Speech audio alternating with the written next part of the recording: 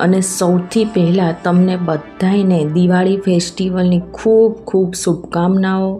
આ દિવાળી પર્વ છે ને એ 5 દિવસ સુધી ચાલતો હોય છે। તો આ ઉત્સવ છે એ ધનતેરસથી શરૂ થઈ જાય છે।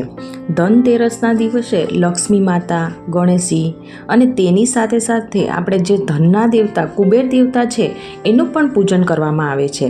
અને ઔષધિ અને આયુર્વેદના દેવતા ભગવાન ધન્વંતરીની પણ પૂજા આ દિવસે કરવામાં આવતી હોય છે।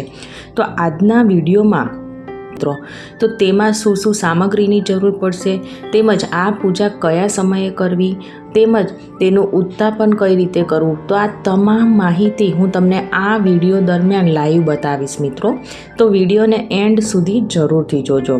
તો આ ધનતેરસની પૂજા કરતાં પહેલાં આ ધનતેરસની પૂજા ક્યારે કરવાની છે, કયા સમયમાં કરવાની છે એ જાણી લઈએ।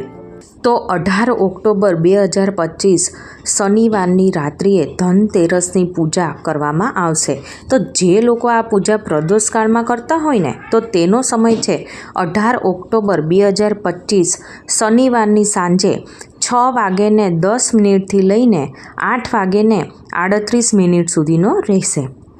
અને જે લોકો સારા ચોઘડિયામાં પૂજા કરતા હોય તો તેના માટે સમય છે 18 ઓક્ટોબર 2025ને શનિવારે સાંજે 6:10 લઈને 7:44 રહેશે। અને રાત્રે 9:17 લઈને મોડી રાત્રે 1:58 રહેશે। પરંતુ સૌથી સારામાં સારો પૂજા કરવાનો સમય છે રાત્રે 9:17 લઈને મોડી રાત્રે 12:25 રહેશે। એ સૌથી ઉત્તમ સમય છે। એટલે કે તમે જે સમયમાં પૂજા કરતા હોય એ સમયમાં કે પછી જે મુહૂર્તમાં પૂજા કરતા હોય તો એ સમયે તમે પૂજા કરી શકો છો। ત્યાર પછી આ પૂજા કરવા માટે કઈ કઈ સામગ્રીની જરૂર પડશે, તો આ પૂજા વિધિમાં લક્ષ્મી માતાનું પૂજન થાય છે। એટલા માટે લક્ષ્મી માતાનો ફોટો અથવા મૂર્તિ લેવાની, તેની સાથે સાથે માતા સરસ્વતી અને ગણેશજીનો પણ ફોટો કે મૂર્તિ હોય તો તે લેવાની। અને આ ત્રણેય દેવી દેવતાની સાથે હોય મૂર્તિ કે ફોટો તો એ પણ ચાલે। એ પછી આપણે સ્થાપન માટે એક બાજોટ કે પછી આપણા ઘરમાં પાટલો હોય તો એ લેવાનો। અને લક્ષ્મી માતાને પ્રિય એવું લાલ કપડું તેના ઉપર બિછાવવા માટે લેવાનું। અને આ દેવી દેવતાની સ્થાપન માટે આપણે ઘઉં, મગ કે ચોખા લેવાના। અને તેમને સ્નાન કરાવવા માટે ગંગાજળ, પંચામૃત અથવા દૂધ અને શુદ્ધ જળ લેવાનું।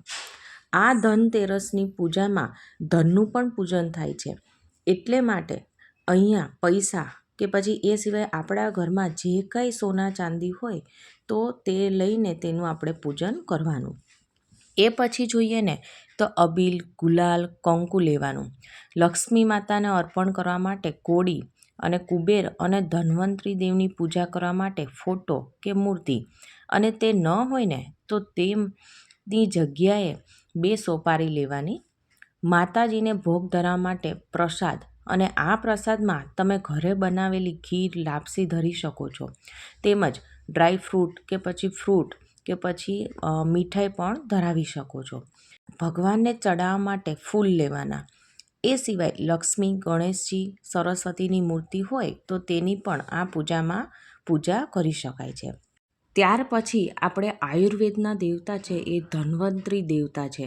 તો તેને લગતી જેવી કે આપણે કોઈ પણ આપણે આયુર્વેદની વસ્તુ મળે, જેમ કે અહીંયા મને જો કુંવરપાઠો મળ્યો છે, તુલસી છે, કડવો લીમડો છે, તો એવી વસ્તુ આપણે ચડાવી શકાય છે। તેની સાથે સાથે ઘરમાં રહેલા આપણે ખડા મસાલા પણ આમાં ચડાવવાના રહેશે। અને ખાસ કરીને આ ધનતેરસની પૂજામાં 13 દીવા રાખવાનું મહત્ત્વ હોય છે। અને એ 13 દીવા ક્યાં રાખવા, કેવી રીતે રાખવા તે આપણે વિડીયોના અંતમાં જોઈશું। અને બીજી વસ્તુ એ કે એક યમ દીપક પણ પ્રગટાવવામાં આવે છે। આ યમ દીપક ઘણા લોકો ધનતેરસની રાત્રિએ કરે છે, તો ઘણા લોકો કાળી ચૌદસની રાત્રે પણ કરતા હોય છે। તો તેનો પણ મેં અલગ વિડીયો બનાવેલો છે। તો તેમાં યમદીપ દાન કેવી રીતે કરવું ને એ પણ તમે ત્યાં જોઈ શકો છો। આની સિવાય આ ધનતેરસની પૂજામાં આપણે ઝાડુની પૂજા પણ કરવામાં આવતી હોય છે। તો નવું ઝાડુ ખરીદીને લાવો અને તેનું આપણે સાઈડમાં રાખીને પણ પૂજન કરવાનું રહેશે। તો ધનતેરસની પૂજામાં આટલી વસ્તુઓની જરૂર પડશે.